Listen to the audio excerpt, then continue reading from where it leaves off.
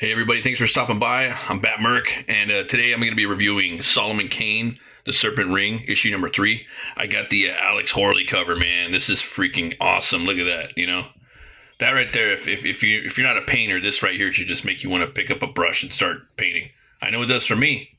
I'm not a painter, but wow, I want to learn how to paint. That's on my list this year. You can just see this little subtle like necro green kind of going in the background. Like what's that? Just like a couple strokes too, man. Nothing crazy, It's amazing, amazing. I can't wait till the new I forget what issue of Conan. I think it's issue number 25. He's gonna paint the whole issue. Can't wait. I'm really giddy about that. So let's get into this. I'll try not to get too spoiler heavy. I'm looking forward to these right here. Unlock more Solomon Kane adventures with these thrilling short stories. This is right here. This is some good Sunday reading right here. Sit back, have a nice little tumbler of whiskey, and get to it. We got the people right here that are making this book possible. If it weren't for these guys, we wouldn't be able to have the books that we need. We wouldn't have this comic probably, because it's 15 years since we've had a Solomon Kane book, man. So loving what they're doing again with the maps, like right as it starts off the story. Right here, the Puritan's Path. This is where they're at, so you know where they're going. Oh, I got some white out on my finger. Doing a little bit of art before I jumped on the stream. So the Puritan's Path, on the verge of exposing the secret of serpent men, Jesuit minister Father Concalo is confronted by Shabaret or Shah Kabet, priestess of Set. She slays Concalo and his men, sets him ablaze, replacing him with a doppelganger. Yeah, that was crazy. In Venice, Solomon Kane delivers the explorer Paolo Laurenti's parcel to the sage Abramo Mensad and his daughter Diamanta. Abramo tells of his brother Paolo's doomed African quest for the ring of Thothamon. Diamanta breaks open the parcel, revealing a hidden map. Just as Rolando Zarza and Nico Cassani arrive to steal it, swords clash, a tense standoff follows, and an uneasy alliance is forged. All will sail together in the pursuit of the ring.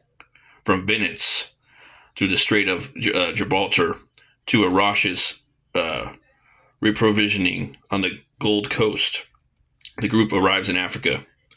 Here, at the dark edge of the kingdom of Ndongo, Kane and company are met by the false Goncalo and his novice Mbandu. So that's basically what went down. They're here in Africa. They were gone for I think they were gone for 4 to 6 months. My memory kind of escapes me, but it was something around that time. The art in here is it's fantastic. It's very cinematic, very realistic feeling. So obviously it's going to put you there. And Zurcher's been handling all of the Solomon Kane stuff that's been put out so far by Heroic Signatures. You got some alligators just getting ready to feast. Then out of nowhere, here comes the spear, man. Wow. I always love this when artists put stuff in the gutters. You know what I mean? I was watching an interview today with Joe Madureira and Mark Millar, and they're talking about how Joe Mad was talking about how so much stuff you could do in the gutters, and lo and behold, just reading this today, and there it is. So cool. We got Solomon Kane dumping. Yeah, man. It's a cool little battle right there. Yeah. Just barely made it. This guy got shot. Yep. He'll be all right though. So they're walking along. He's hitting on her. He wants to get a spot with her in back in Italy, and she's like, "Nah, you're just like a womanizer." And you hold a gun to my head. You got Solomon just kind of chilling, watching. And right here, he's talking about his brother that had traveled here before. Paulo marked the locations using the runes of Honoris, the guard from spying eyes, no doubt. Or to guard from spying eyes, no doubt. Runes of what? Honoris from the De Occulta Philosophia, a study of mental, elemental, and celestial magic written by a Rhenish occultist. Also called the Witch's Alphabet. You know of the runes, Solomon Kane? Yeah, but pursue wisdom. Like the wind cometh from all quarters. It appears our next destination is here, a place marked as the Towering Rocks. Towering Rocks? The stones of Puno and Dongo, 6 days' journey from here. But Pungo? 7. We'll need to hunt for provisions. We won't find any inn hosting superior tween here and there. Speaking of hosts, where is the priest? Father Goncalo begs pardon. He seeks time alone. And then obviously this is the doppelganger. This is pretty nightmarish. You can almost like see this in a movie right here. It's pretty cool shot actually. I ain't gonna lie. For reflection and solitary prayer. So, yeah, they're out there having a nice little campfire, and then there's a scene that kind of jumps to where the serpents are coming from. But I don't want to. It's a big spoiler too, so I don't want to just show that. But we could jump around a little bit. But we have the queen right here. It's somewhat spoiled, but not what. What is the serpent ring, my children? The eye of the Maker, the eye of Set. Who am I? The high priestess Shakabet. May I wield the ring? You must never wield the ring. This is so. The eye of the Maker is sacred. It is forbidden even to the faithful. For millennia, mortal sorceresses sought the eye, killed for it. These were days of misery. They used the ring against us. Once more, strangers come, but only to the people of Set does the ring belong. The ring is our salvation and sanctuary from the world of men.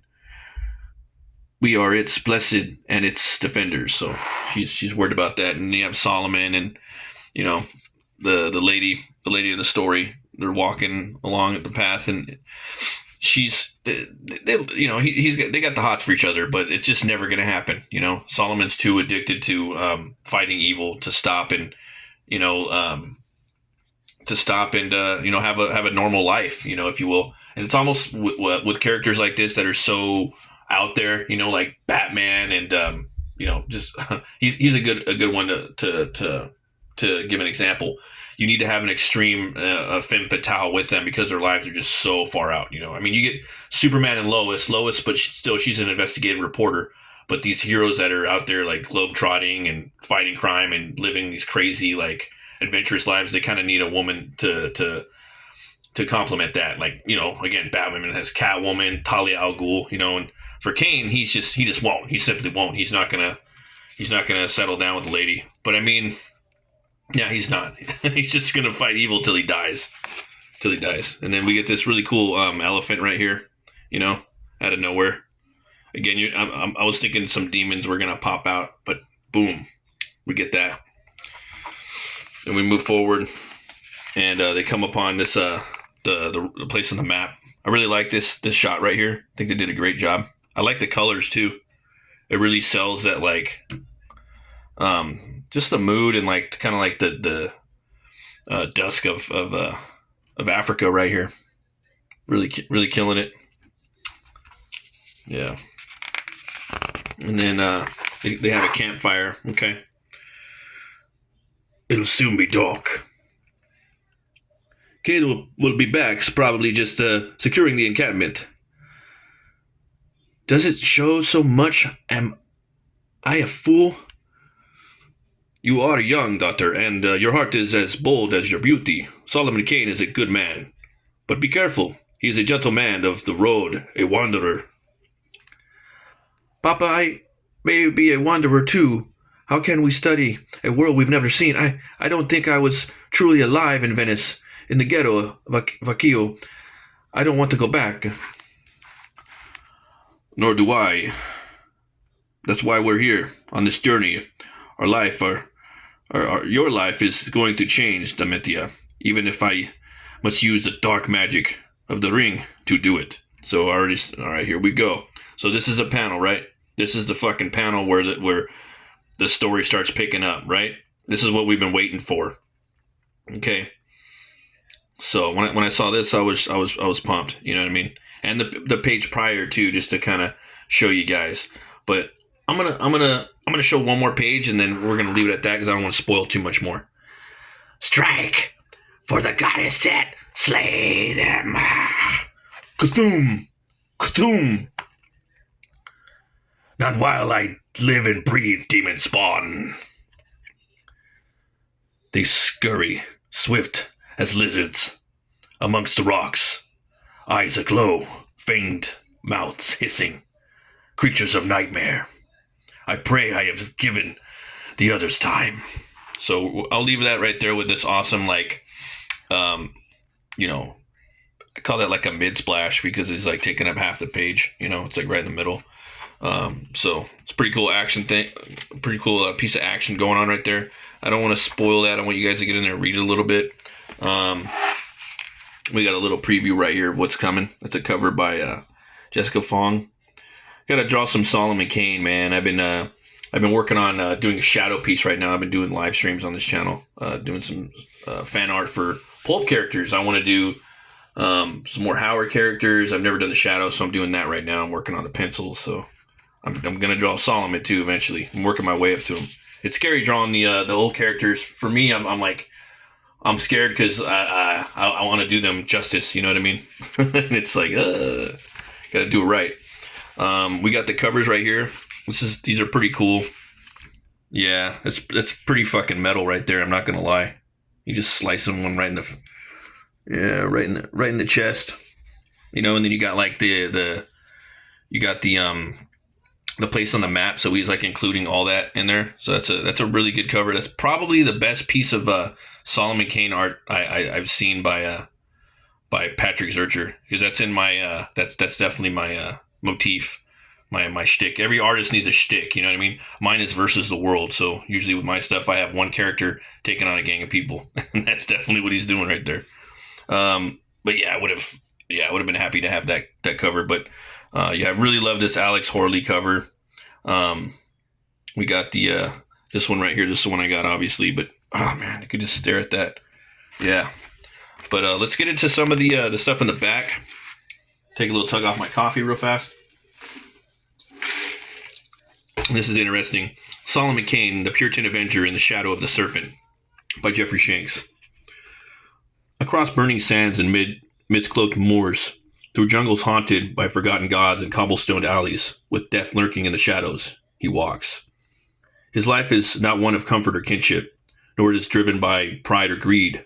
Solomon Kane is a man possessed, not by demons, though he has battled many, but by an unrelenting sense of justice and retribution.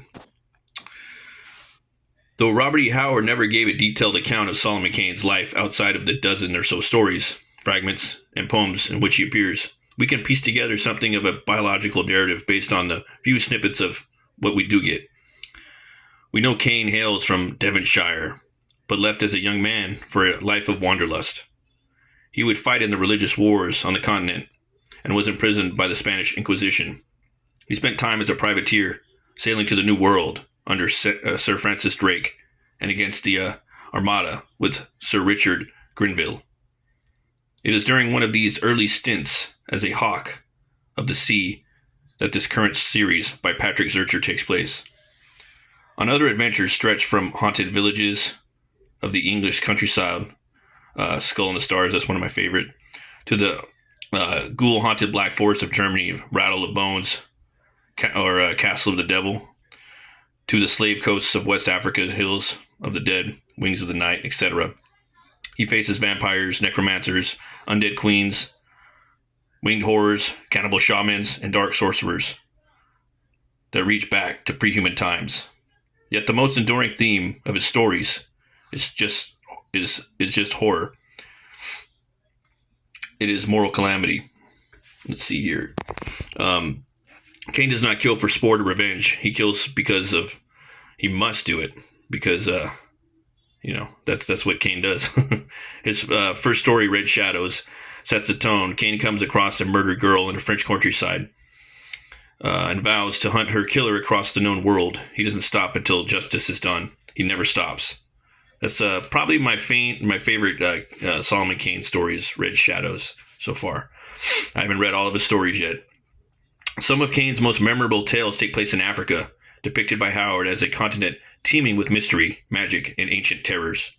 Here, Kane's rigid Protestant worldview is constantly challenged by forces that predate his Judeo-Christian God. And yet he never flinches. The serpent he faces in this series are a great example of this, like the Arcanas or winged ones he faces in Wings of the Night. They're a primeval race, pre-human in origin. They were already ancient when they appeared in the time of King Cole, 100,000 years in the past. The serpent ring of Set that appears in this tale is also vastly ancient, first appearing in the hands of the Hyborian age, Thoth-Amon, during the time of Conan. It is a demon-haunted relic that appears through the timeline of the Howard-verse. Solomon Kane would encounter a similar serpent ring in England years later in the story Right Hand of Doom. Oh yeah, the Right Hand of Doom. Yeah, a little bit of Hellboy right there, right? That was a good one too. What separates Kane from the other pulp heroes of this era is not just the monsters he fights, but the solitude he embraces. Unlike Conan, who thrives in the noise and excesses of civilization, Kane is uncomfortable with the world of men. He is an ethical absolutist in a morally gray world, which often isolates him more than any jungle ever could. Howard never gave Solomon Kane a definitive ending. The closest would be the poem Solomon Kane's Homecoming, in which he returns once more to Devonshire, ostensibly to settle down with a woman named Bess. But learning that she had been dead for 7 years, he sets out once more on his lonely path. Perhaps Kane is not meant to end. He is an eternal wanderer. His enemies change. Sorcerers, slavers, vampires, and now the ancient serpent men of Vasulia. But his purpose does not. Where evil rises, Solomon Kane will be there to meet it. Yeah, so it's pretty cool, man. I can't wait to see where the story goes after this. I hope that once Patrick Searcher's done with this, that they keep it going, because Solomon Kane is, he's up there for me with Conan and Cole. I like them all about the same. But what I love about Solomon Kane, maybe even more than the other Howard characters, is the horror of it, man. It's just perfect. So thanks everybody for watching. I recommend this book. Definitely give it 2 horns way up. Always remember to be bold, be brave, and roll the bones to know your role. I'll see you guys next time. Peace.